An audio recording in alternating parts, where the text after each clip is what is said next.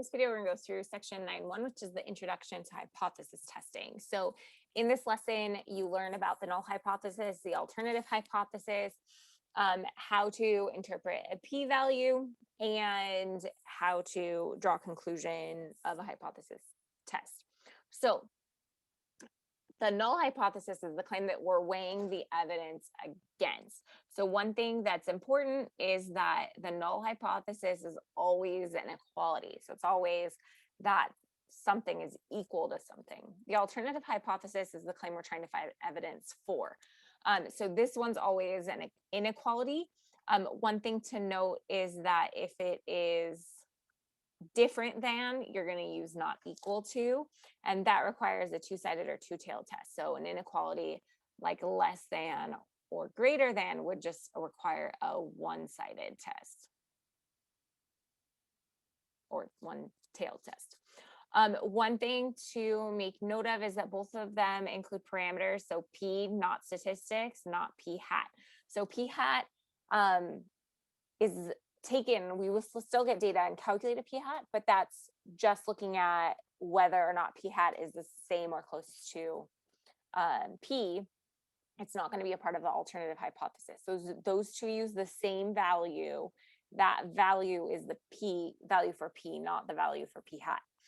And then in this first example, we're going to go through and look at how we write those two hypotheses for a given situation. So we're not doing any kind of evaluating yet. So in example one, a computer company wants to determine if the proportion of defective computer chips from a day's production is different than 10%. Okay, so this is the claim. So a quality control specialist randomly selects 200 chips from a day's production and finds that 24 chips are defective. So that statement there is telling us that p hat is 24 out of 200. Oops, sorry, is 24 out of 200, or about 0.12%. So that's different than 10%, which is 0.1. So which hypothesis would you test if the proportion of detective chips is different than 10%? So our null hypothesis is an equation. So it's that the proportion is equal to that value is equal to 10%. And then our alternative hypothesis is that it's different. So it would be that p-value is not 0.010. So notice that I didn't use the 0.12 in either of the hypotheses. It's only the value that we're comparing against. So it's that 0.10 or 10%. In example 2, we have a student that believes a certain six-sided number cube with the numbers 1 to 6 is unfair, which means that it's not equally likely to get each number and is more likely to land with 6 facing up. The student rolls the cube 100 times and lands with 6 facing up 20 times. So this is telling us that p hat is 20 out of 100, which is 0.20. If it was fair, it would mean that p would be equal to 1/6, which is 0.17. Okay, so a fair number cube would have a 0.17 or 17% likelihood to roll any of the 6 numbers. And so if it's more likely to land with a 6, that means that the probability is greater than what it is for the null hypothesis. So the null hypothesis is that it's a fair die or number cube, which would mean that p is equal to 0.17. The claim here is that it is not fair and more likely to land with a 6. So that means that p would be greater than that 0.17. So again, I'm not using the 0.2 in my hypotheses. The next thing that the videos go into is the p-value.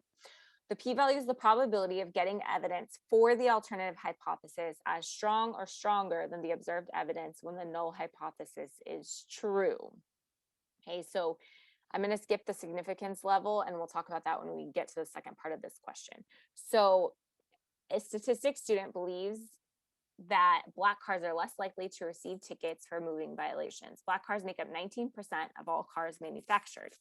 The student randomly selects 70 moving violation records and finds that 10 of them involved black cars. So they're telling us that the p hat for the student was 10 out of 70, which is about 0.15.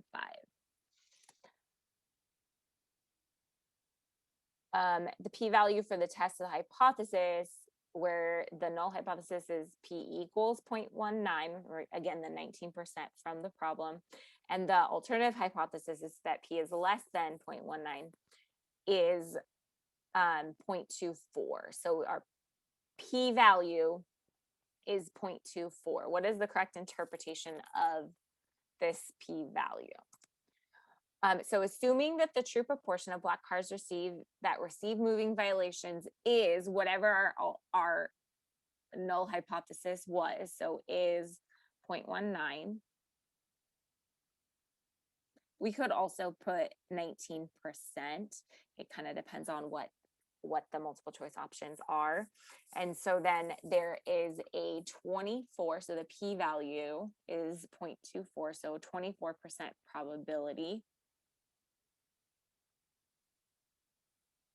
that the sample proportion would be, and so we're looking at less than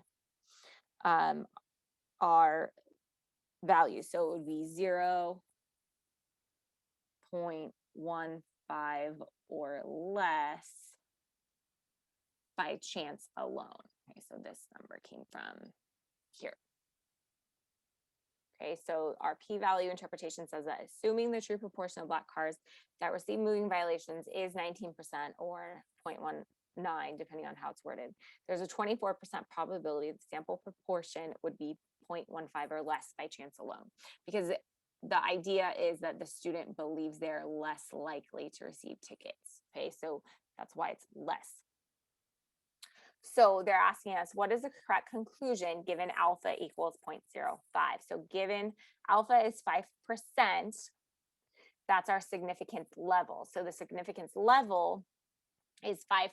If the p-value is less than that, we reject the null hypothesis. They give you this mnemonic: if the p-value is low, reject HO, right? To help you remember, low, reject. If the p-value is greater than alpha, then we fail to reject the null hypothesis. When we reject the null hypothesis, we have convincing evidence of the alternative hypothesis. When we fail to reject, we do not have convincing evidence for the alternative hypothesis. We never accept the null hypothesis. So what we're saying is that the alternative hypothesis looks like it's untrue, not that the null hypothesis is true, right? And so the example he uses is like in a trial, you're either guilty or not guilty. They never say that we've proven someone innocent, right? So the way that law works, they don't claim innocence in a trial, the same way that we either reject or we don't reject. So in this situation, the p-value is 0.24, which is greater than 0.5, so it's greater than. So the candidate should fail to reject the null hypothesis.